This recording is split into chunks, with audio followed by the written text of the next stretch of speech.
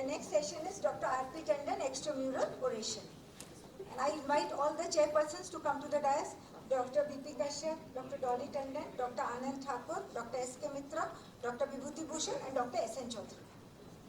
This is a very prestigious extramural R.P. Tandon oration, and the recipient of this oration this year is Dr. Rajesh Sinha. Please clap for him. Dr. Rajesh Sinha.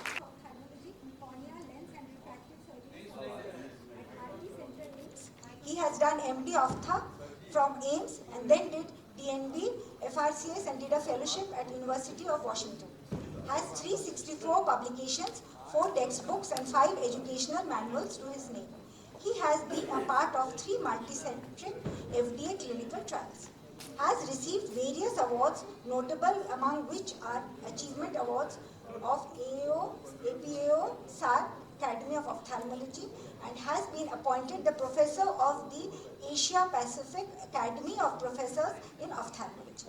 Recipients of many notable orations in the country, currently the Treasurer of AIOS, Treasurer of SARC Academy of Ophthalmology, General Secretary of Indian Society of Cornea and Keratorefractive Surgeons, and Treasurer of IBAC Association of India. Sir, please.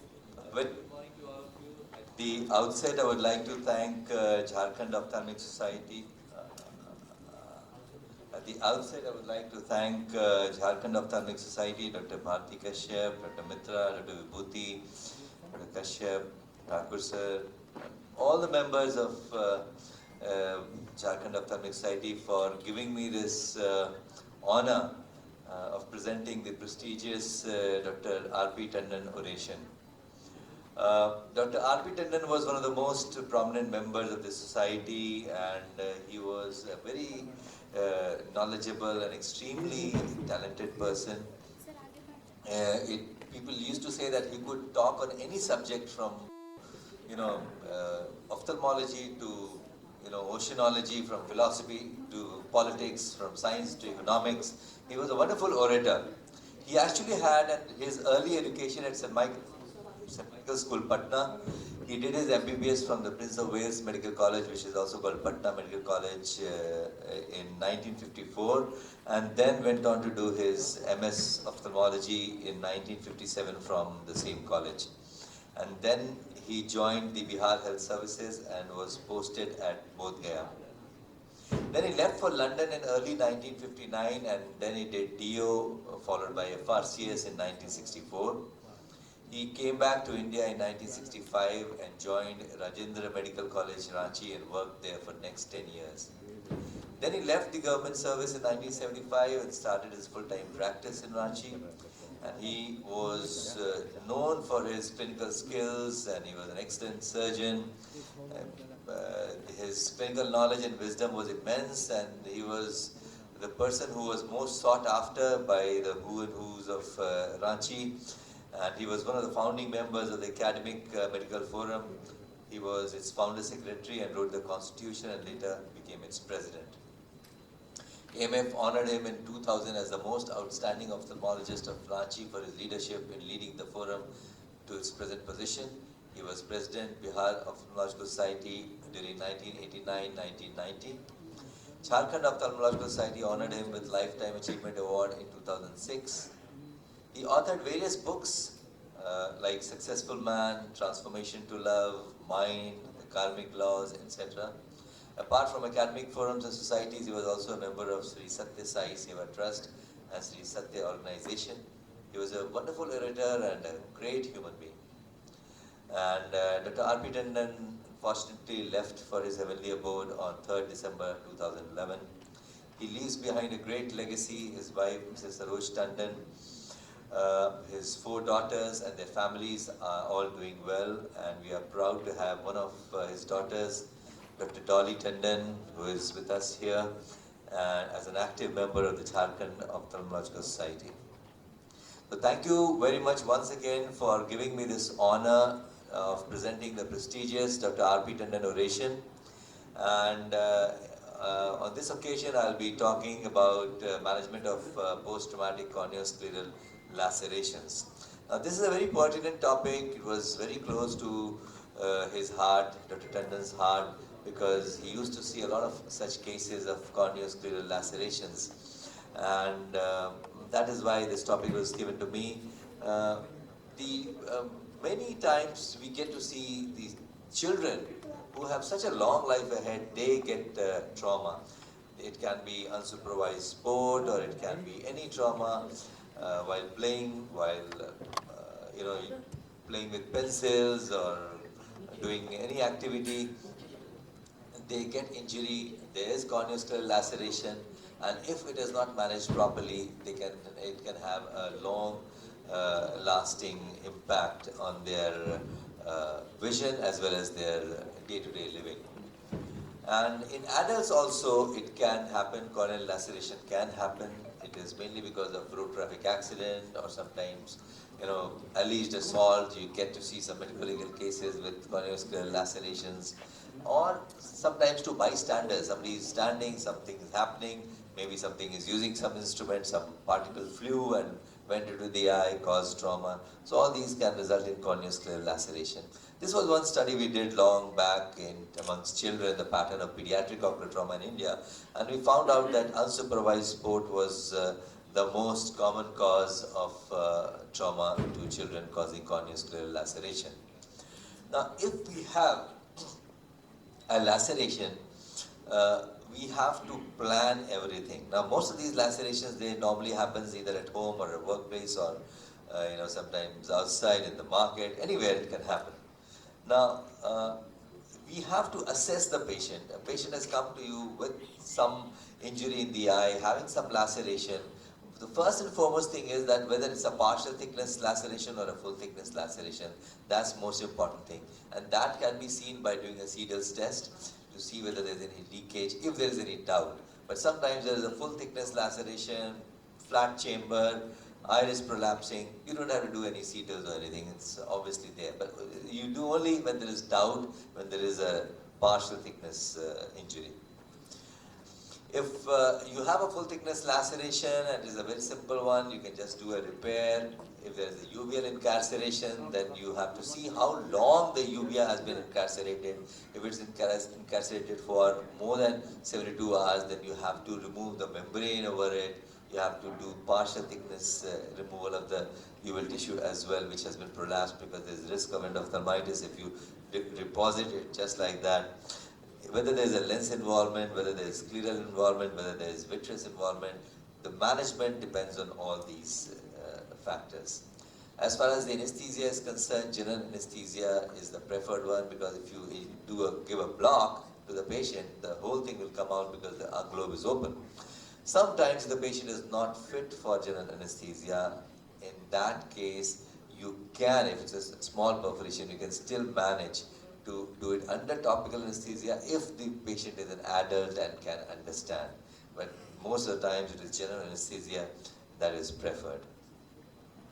If there is injury to that nexa along with corneoscleral laceration, the first thing is globe. So you have to decide while examining the patient that if it's a globe injury with the lid injury as well, conjunctival injury, you have to repair the globe first, and then after that at nexa. As far as the repair of globe is concerned, cornea is concerned, 10-0 monofilament nylon is used. Spatula designed microsurgical needle is used. When you take bites, you go nearly 90% of depth of the stroma, and you have equal depth on each side. When you are repairing the sclera, you can use polyglactin, that is vicryl sutures. You can use 6-0 vicryl for sclera, 8-0 vicryl for conjunctiva, because it dissolves after some time. You don't have to remove the suture, while the monofilament nylon has to be removed, which can be used in sclera. It is a good tensile strength, so maintains the wound, corneal wound intact properly. Now, as far as management or repair is concerned, you have to identify the type of injury. Now, you have to identify the anatomical landmarks. The most important landmark is the limbus, because you can see the white line just beyond the transparent cornea. And you have to oppose that white line, and that is the biggest landmark. So the first suture that has to be passed whenever there is a corneoscleral laceration, it is the limbal suture. So you have to pass the suture at the limbus, preserve the anatomy as far as possible, and then accordingly you can plan. Now if you have angles in the laceration, you repair the angle first. As far as principle of suturing is concerned, in vertical laceration, the entry and exit point of the suture should be equidistant from the laceration. So this is vertical laceration. The entry and the exit are equal. But if it's like it's a shelved laceration, in that case, the entry and exit point of the suture on the posterior surface should be equidistant. As you can see here, the entry and exit point should be equidistant from the posterior point of the laceration. Otherwise, there will be shelving, there will be overlapping of the tissue. So this is the basic principle of repairing. Now, regarding the number of sutures when you are putting in the cornea, there is a simple concept that there is a compression zone that is created by putting the suture. Now, the compression zone have roughly triangular configuration, as you can see here.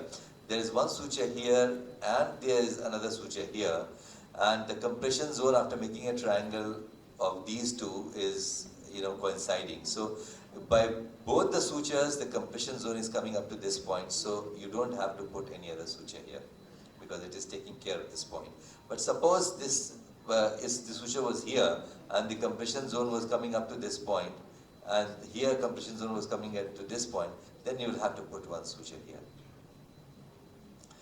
Then when you have a full corneal laceration, in that case, in the central part of the cornea, you put small bites, because otherwise if you put larger bites, then longer bites, then there will be scarring because of the bites of the suture. So you put smaller bites, in the peripheral part you put larger bites. As I said, angular corneal wounds, you put one first suture along the angle. And the suturing is done from the angle and not towards, so that you oppose the angular tissue with the larger part of the cornea. And if there is a stillet perforation, in that case, Eisner method has been described for this purse string suture, which can be used nicely with good effect. So, if there is a corneal stillet perforation, the first step is that you clear the debris all around, clear the area so that you exactly see the wound. Then you first place the limbal suture, align the limbus, and then put corneal sutures, and then put the limbus scleral suture. The golden rule is LCS, that is limbus, then cornea, then sclera. However, there are two schools of thought. Some people feel that the scleral wound should be closed first after the limbus, but majority of the people feel that it is the corneal wound that should be closed first, and that is what we also follow. If there is a prolapsed iris, then as I said earlier, that if it's of longer duration, then you have to remove the fibrinous membrane formed over the iris tissue, prolapsed iris tissue. Sometimes you have to, partially dissect the iris tissue and remove a little bit of iris tissue, so as the risk of endophthalmitis is not there. And once you have reposited the iris tissue, which is of long duration, it is always preferable to use intracameral antibiotics to prevent the risk of endophthalmitis. Just a few cases. Now this is a corneal perforation. So you make a stab incision on the other side, inject viscoelastic from here. Don't inject viscoelastic from the main wound. Inject it from here, and then take a spatula to release the uveal tissue, bring it inside the anterior chamber, and then after that you can put sutures. So you put one suture at the two ends, and then put in the middle, and then keep bisecting. So this is how you keep doing it. You keep bisecting the area that is left, and that is how you complete the suturing. And at the end of it, you just ensure that there is no iris tissue incarcerated in it, and you inject an air bubble to form the chamber. Although in this area the air is not coming, because the cornea has a tendency to become a little flatter at that time, because when you are putting suture, it becomes a little flat. But you don't have to worry for that. It should be too tight. But yeah, yes. So what happens that if it's just on the tighter side, you should put suture on the tighter side only, although it will make the cornea a little flatter here, and that's why air is not coming. But what happens that the cornea is edematous here, and if you put just opposed sutures, it will become loose within 1 week, and you will have to do replacement of the sutures. That is why the suture should be slightly on the tighter side. As the edema settles down in this area, then the suture tightness will be appropriate. In a case of corneoscleral perforation, as you can see here, you remove the debris. You remove the debris first, and then clear the area near the limbus, and then pass the first suture at the limbus. So this is, you can see here, this is the white line, and it is very easy to oppose or align this landmark. So this landmark is very important. Then make a stab incision, inject viscoelastic, release the iris tissue, inject some more viscoelastic, and then put one suture at one end of the cornea. And after putting one suture at one end, you can put another suture at this end, or if the limbus is aligned, you can put the suture in the middle as well. And then after that, you keep bisecting the wound so that you complete your suturing. And then after that, you explore the conjunctiva. You put suture first closer to the limbus, then keep exploring so that you can complete the suturing of the corneoscleral wound. And that is how it looks like. You can see after putting all the sutures, you remove the viscoelastic, inject air bubble so that the corneal shape is well maintained. As I was mentioning, that there is another school of thought which states that after putting the limbal suture, one should put the scleral one. So this is the limbal suture first, inject some viscoelastic, and then put the scleral suture.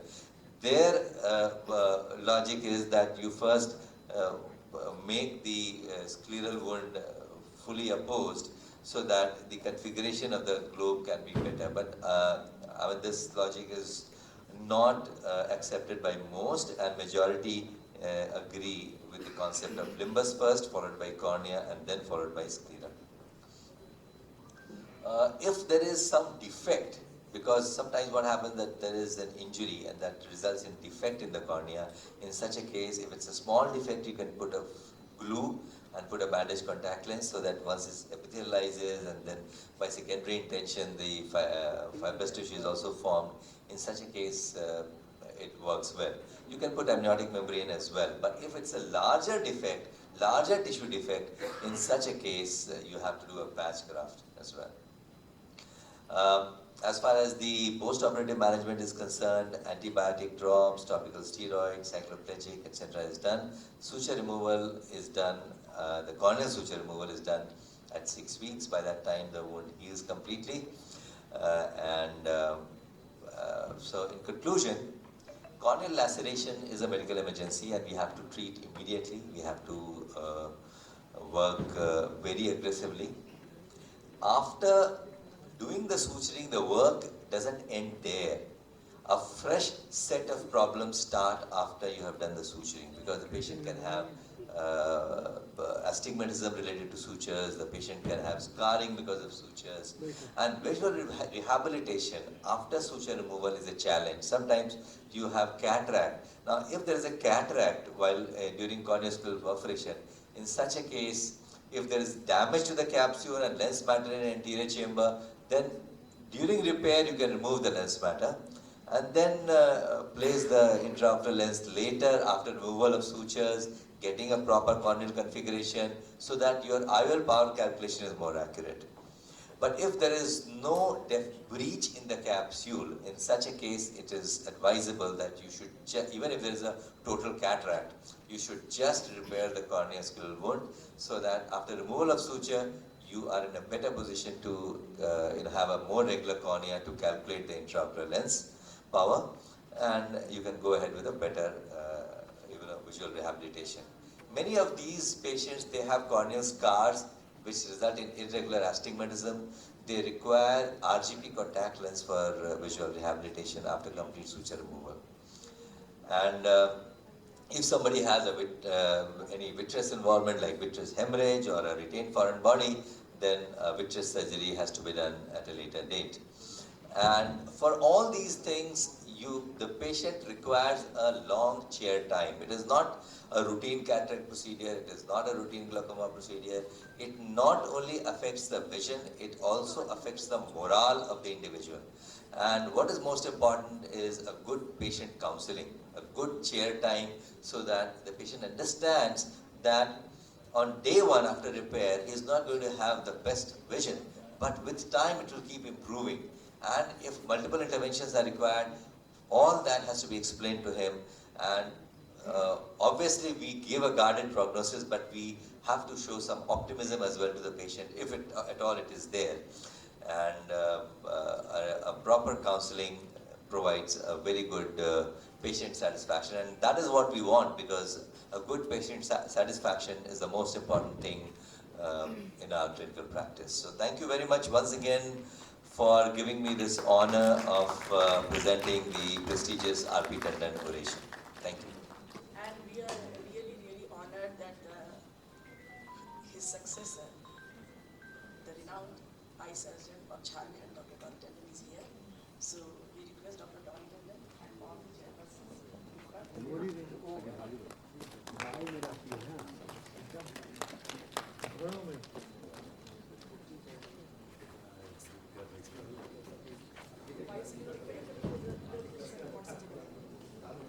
Jhos के WhatsApp पे आपको बहुत सारे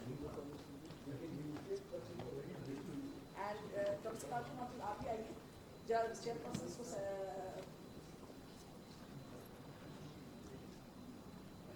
लेदुदार मादा